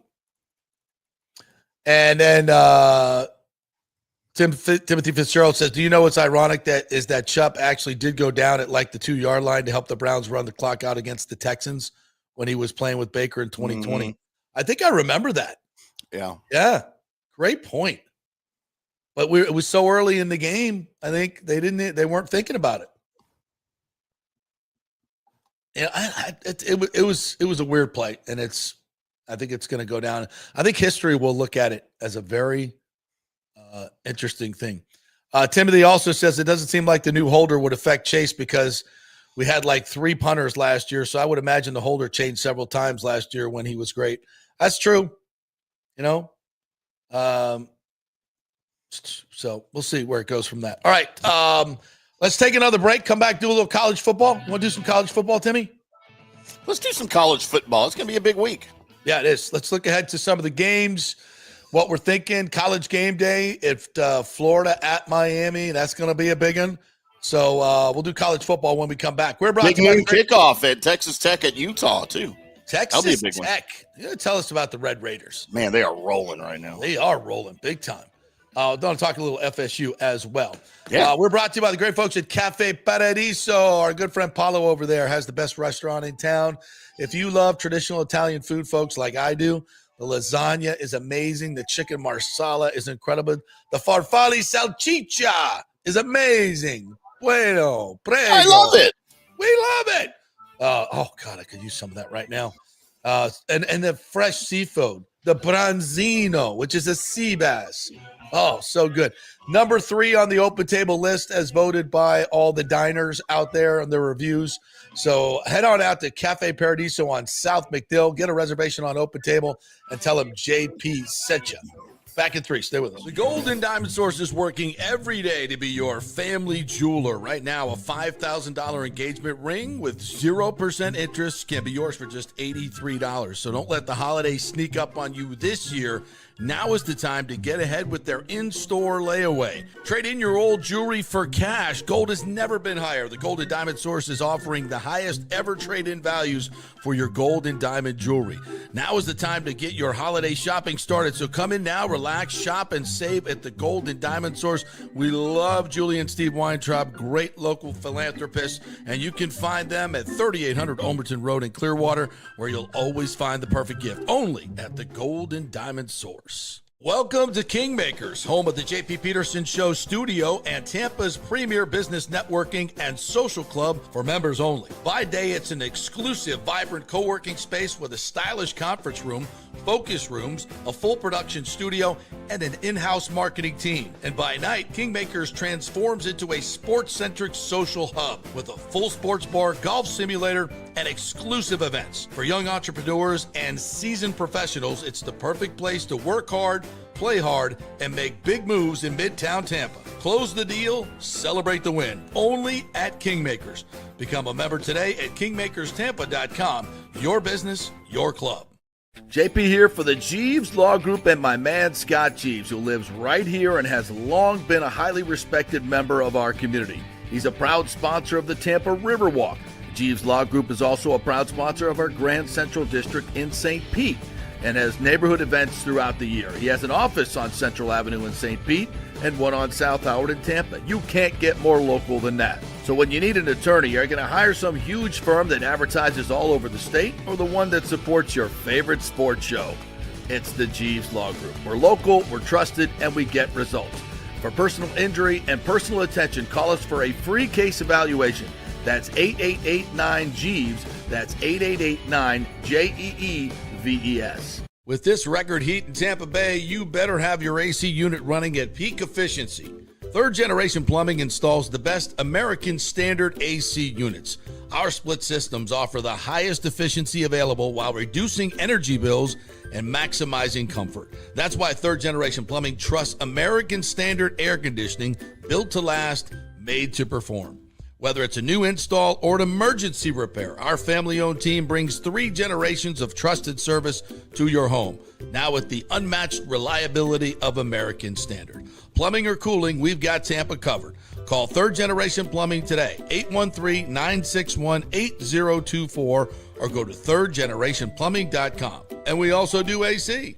Ciao, Paolo Tini here, owner of Caffè Paradiso, voted number 3 People's Choice Award on Open Table. I want to thank all our loyal family of customers that have been enjoying our great traditional Italian dishes we make from scratch every day. It's a great family story we're proud of. Our family moved from Rimini, Italy in 1984. My dad, Caesar, started Donatello, and that's where I got the start in the restaurant business. I started Caffè Paradiso on South McDill in 1995, and we've been there ever since. From our traditional ossobuco, a veal slow roast for 4 hours, to our daily fresh catch, the Gruppo Paradiso, with a piccata sauce and lobster claw meat, homemade pasta like lasagna, farfalle salchicha, which is a bow tie pasta homemade with fresh sausage. Hold on a minute, JP's favorite. I love it. So come and have a glass of wine with me on South McDill. Get a reservation on Open Table and see all our 5-star reviews. Ciao, see you soon at Paradiso.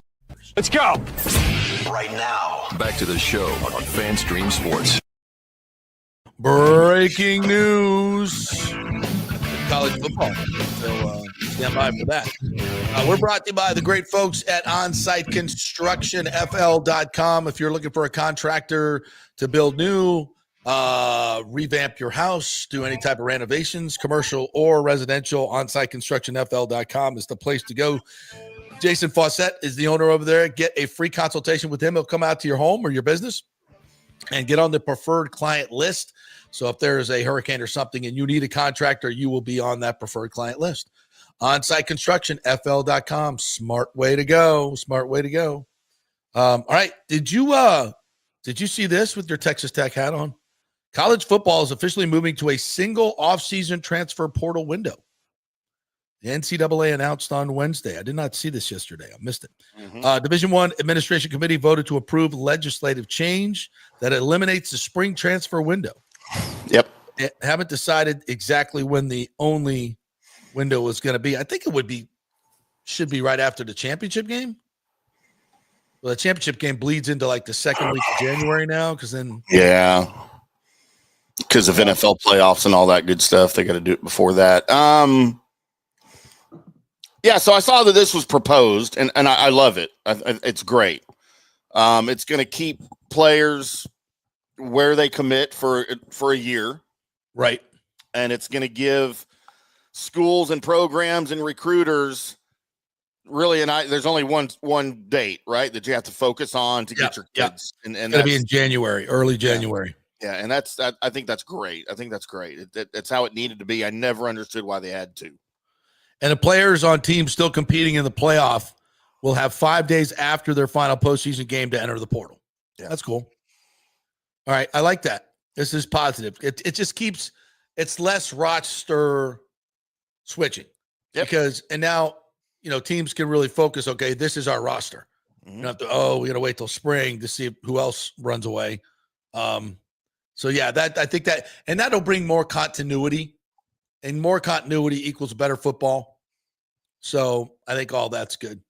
And it's good for players too, because that way, a guy that's potentially thinking, say, a quarterback transferring into another program, he'll know who his competition is going to be because they're all coming at the same time. He doesn't have to wait. Well, I know you want me now, but in the fall, or over the summer, are you going to be getting somebody else? And then where will I be? Then I have to transfer again. So it's good for the programs, and I think it's good for the players overall. So I'm all for this. I think this is great. Yeah, absolutely. South Carolina quarterback Lenoris Sellers is listed as questionable on the SEC availability report. I can't believe the SEC is doing this now, but it's great. Against number 23 Missouri this week. So yeah, he got knocked out of the Vanderbilt game this past week. One of the better quarterbacks. So that's a big deal. He is questionable this week. Colorado is going to start Caden Salter against Wyoming. So they're going back to Caden Salter. Salter started the first 2 games, but the team switched to Ryan Staub for the 36-20 loss to Houston on Friday. Staub is horrible. Staub was 19 of 35 for 204, touchdown and 2 interceptions. Couldn't get much going in the second half. And Staub played 2 years. He sat 2 years behind Shadur. This is his 3rd year in the program. But of course, as sitting behind the coach's son, you're never getting playing time. Sanders never got hurt, but dude, Staub is just, and they got the 5-star kid, Julian. Can't remember his name, but he was the big get for Dion at quarterback, and they're not even Julian playing. Lewis. Yeah, and they're not even playing him right now. Salter entered the season with a 23-6 record as a starter, so he's more obviously experienced. Yeah, so they'll go back to him. So Colorado at 1-2, and just kind of a mediocre team. You think Dion sticks around for mediocre? Well, he's the reason they're mediocre. This is his team. Of course, I'm not. I said this on my Pigskin and Burnt Ends college football podcast, part of the College Gridiron Coast to Coast Network. Thank you, TJ Reeves. This is finally in year 3. This is Dion's team. These are his kids. These are people that he recruited. These are his guys. No, he doesn't recruit high school. He just recruits transfer. Well, that's okay. Well, then that's his problem. For the most part, it's going to be a different team every year. But his kids are gone now. Like his kids, like his children are gone. So I think now we finally get to see what kind of coach Dion is when he's got to pick the talent that's not in his family, and what kind of coach he can be. And I'll tell you, I said it on the podcast, I don't like the way he handled that loss at all. He came in after guns a-blazing after the loss and said, and I'm not quoting, but this was the gist of his press conference, I couldn't be more disappointed in the performance of my kids, and I never would have thought they could have played that way after I had them so well prepared during the week. Yeah, it was a lot of not my fault, it's your fault type deal. It's horrible. It's a horrible look. Mm-hmm. He's losing that program very, very quickly. Yeah. Yeah, I think it's going to be different. I think it's going to be a difficult slog for him, and I don't know how long he's going to be around for that. Interesting. All right, so one of the big matchups this week, as you mentioned, Texas Tech, number 17 Texas Tech at number 16 Utah at Rice-Eccles Stadium in Salt Lake City. That's a 12 o'clock kick. So what's that, like 7 o'clock in the morning Utah time? That would be like 10. Is it? They're in the mountain time, right? Yeah, they're not Pacific, they're mountain. So it's just an hour before us here in Central Time. Right. So it's 11 here. It'll be 10 o'clock. Yeah, local time. That's early. Battle of the undefeateds, 3-0, 3-0. So what's Texas Tech? I know, I haven't followed a lot. All I know is they got a lot of NIL money. And they bought a lot of players. They got like a $40 million payroll. Dude. Is this true? Man, and I don't know if it's 40, but it's probably close. And it is paying off. Look, the story of Texas Tech the last 2 years under Joey McGuire have been offense. It's the air raid offense that Texas Tech always runs, that they ran under Mike Leach. They ran under Cliff Kingsbury. And it's a lot of yards. It's like an old AFL offense, the old Chargers back in the day. And they have always been offense. Well, this year, thanks to the transfer portal, dude, they've got defense. They got a lot of defense. They have outscored their opponents this season, JP, through 3 games, 174-35. They have scored 67, 60. They won. Here's your score: 67-7 against Arkansas Pine. Now, granted, these are not top tier teams. Arkansas Pine Bluff, 62-14 against Kent State. And then last week over Oregon State, not really a pushover, but not a top tier program either, 45-14. So you finally got a defense. And thanks to the transfer portal, Joey McGuire is a legendary high school football coach here. He won, I don't know how many state titles with Cedar Hill here south of Dallas. And as a matter of fact, one of Dion's kids played for him. So he knew Dion really, knows Dion really, really well. Now they're both in the Big 12 again. But his forte is offense. But they finally got some defense with that program, man, and they are a smothering defense. Utah, obviously, at number 16. That's the biggest test for them so far, and I'm super excited to see this game. I wish it was a nighttime game, to be honest with you. Yeah. It's also the Red Raiders' first road game of the season. They started with 3 straight home games at Jones AT&T Stadium out in Lubbock. So it's their first road test, and it's against number 16 Utah. Yeah, and they always play great at home. But Whittingham's a great coach there. Yep. All right, that's a good one this week. So USF will be home for a nooner against South Carolina State, who beat Wofford in a highly anticipated matchup to start the season, 16-15. Then they went to South Carolina and got beat 38-10. So respectable, right? At South Carolina. Yep. When they were ranked 10th in the nation. And then they put a whooping on Bethune last week, 55-41. So the Bulldogs can score some points. So we'll see South Florida, coming off these huge games at Florida, at Miami, 2-1, having throttled Boise State. It'll be interesting to see. This is one of those games that you got to bring your own motivation, right? It's going to be a small crowd. It's going to be hot out there at Raymond James Stadium. I hope it's a bigger crowd, but I'm not. I just don't see that happening. So you just got to go out there and take care of business and run up the score and get back in the top 25. With 2 top 25 wins or top 15 win and a top 25 win, I don't think USF should have been just dismissed as they were. Yeah, especially against Miami, right? Yeah, at Miami. I didn't agree with that either, yeah. Yeah, come on now.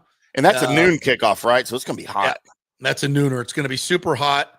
Although our mornings have been luscious here recently. Well, that's good. I will say this: South Carolina State is not a very good team. They're not, but this should be a cakewalk. Yeah, they're a MEAC team. Just go get if you're South Florida and you're a top 25 team, go drop a 50 burger on them. With this offense, you should be able to do that. Stay focused, run the tempo, and run up the score. Yeah, they don't have a great passing game. Ryan Stubblefield's not a very good quarterback. They have a negligible rushing attack. Their leading rushers only run for 100 yards the whole season. So I mean, this is not a good team. All right, and somehow they're 2-1. Yeah, so FSU will take on Kent. The Kent State Golden Flashes at 3:30 on the ACC network. Yep, that the Red Raiders just steamrolled. Yeah, what was the score of that game?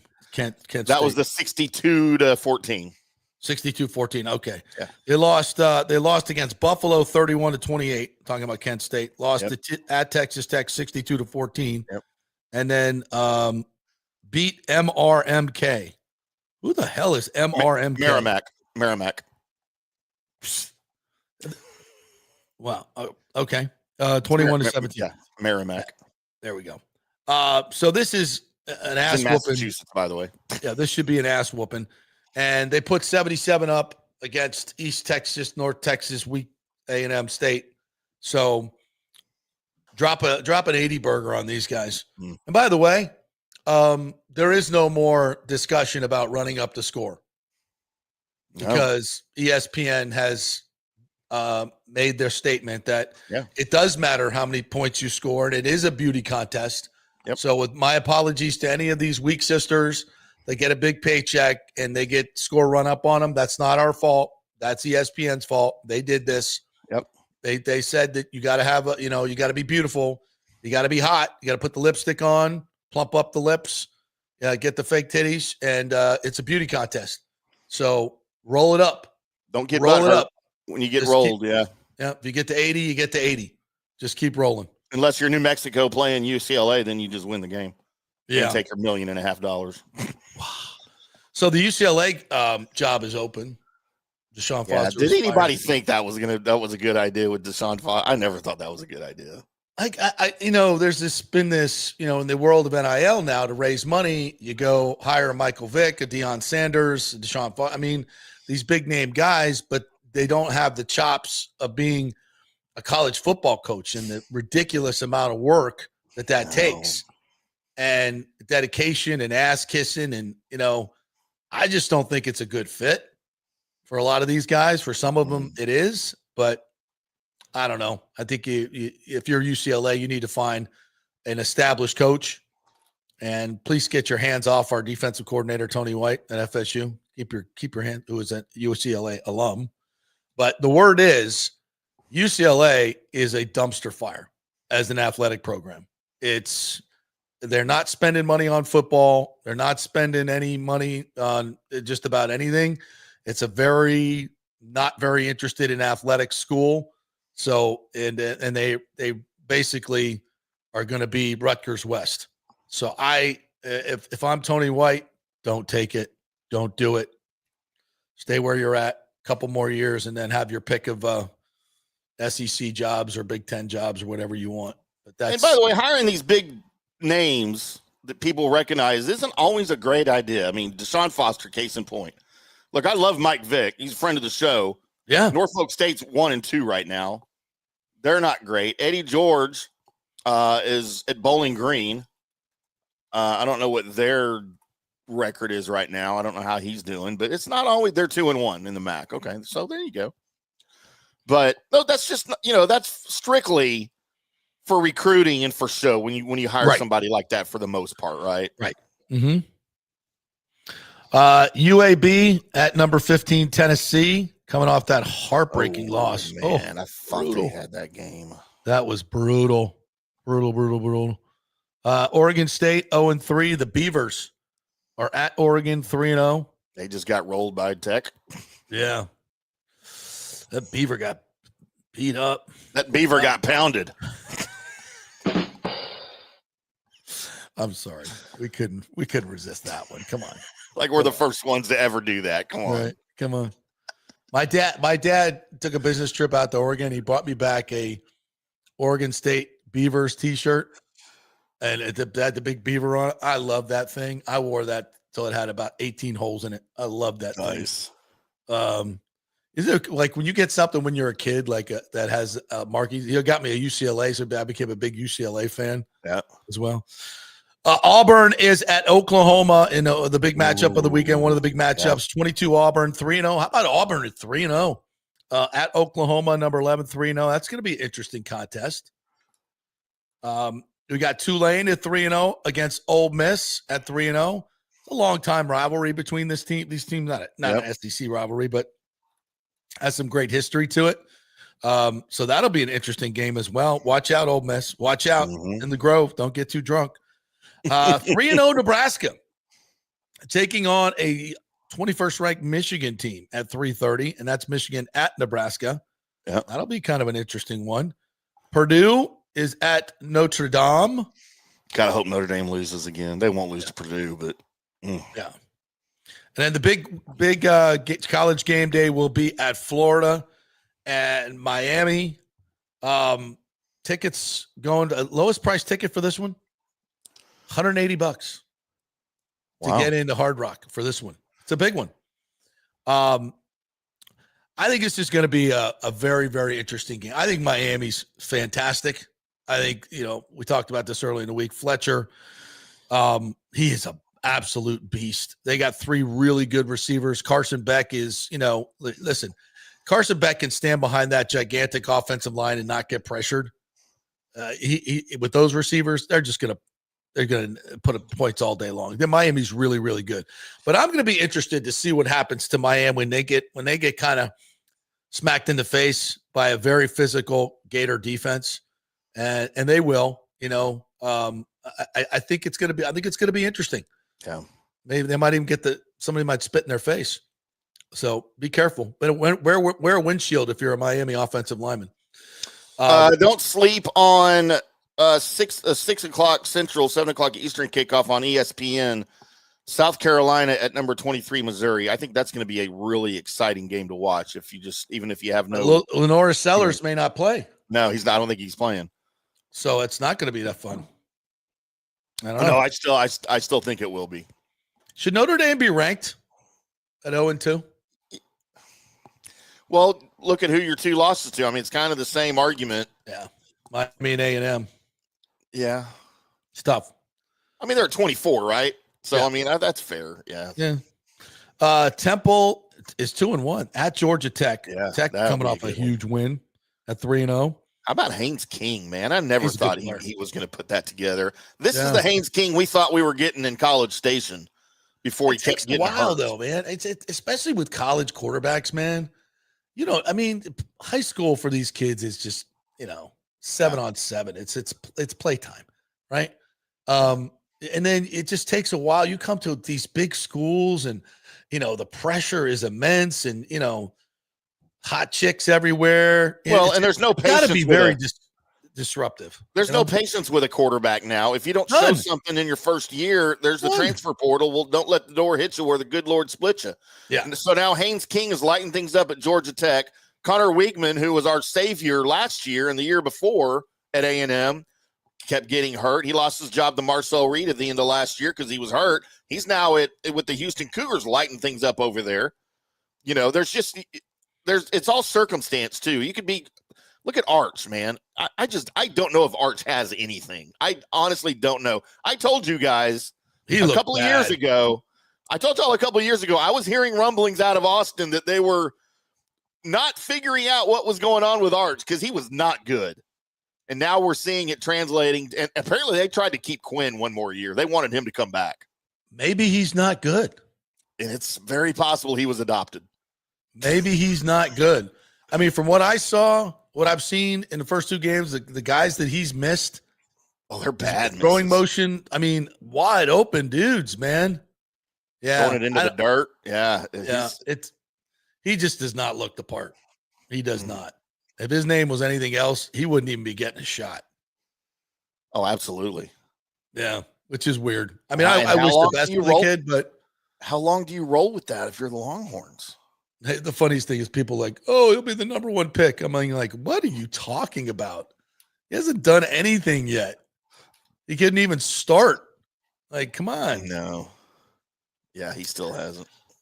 All right. What did we forget? Oh, we didn't any lightning today. We'll do that tomorrow. Nick Paul announced yesterday, Julian Brisebois, that he'll be out till November with an upper body injury. They tried to take care of it with conservative means, but it didn't work. So he got surgery and he'll be out. That just opens up the spot for a Connor Geeky or somebody else to kind of step up. I don't think it's a huge deal. Kucherov talked yesterday. It was like, our power play sucks. We got to get better. And he ain't wrong. Even though it was top 5 in the league in the regular season, it sucked against the Panthers. Well, they scored the first one and then went 0 for 15. So, yeah, the Lightning got some work to do, but they've got a talented roster. It's going to be a very interesting season. They'll be one of the better teams, but it's almost – let's see what happens in the playoffs, right? It's just like the regular season is kind of, let's see what happens in the playoffs because that's what it's all about. But it's going to be fun to watch. Very talented team. Going to be a great – always entertaining. I cannot wait to get back to Emily. I'm sorry. Don't say that. Benchmark International Arena. Not the bench. Not the bench. Not the mark. Not the mark. Benchmark International Arena. I better stop saying it that way because I might say that like on Lightning in the arena. Hockey Live. All right, welcome into Benchmark International Arena. They might like it. You never know. It's very ominous. Very ominous. Very intimidating, don't you think? That just doesn't roll off the tongue very well. I know you're not allowed to critique the name. Emily Arena is kind of weak sauce. Emily Arena. What would you rather it be? Arena. What would be a cool name? Dude Wipes Arena. Dude Wipes Arena. I don't know. What's a good? We don't smear, we clean. I don't know what would be an intimidating sponsor for an arena. Like, we don't just smear you, we wipe you away. Dude Wipes Arena. Marlboro Reds Arena. No filter. No filter. Marlboro Lights Arena. Off the rails. Let's go. All right, that'll do it for us today. Thank you guys for jumping in, man. We had thousands. I think we had thousands of comments today. We did. Thousands just from Mike H alone. We love you. Yeah. Thank you guys, as always. We truly do love you. Thank you for liking and subscribing. We can't do it without you. Really appreciate it. So we'll have a party here at Kingmakers, and we got room for a studio audience in here, bro. Let's have a studio audience come on in. It'd be fantastic. All right, we'll see you tomorrow. Go Rays, afternoon game.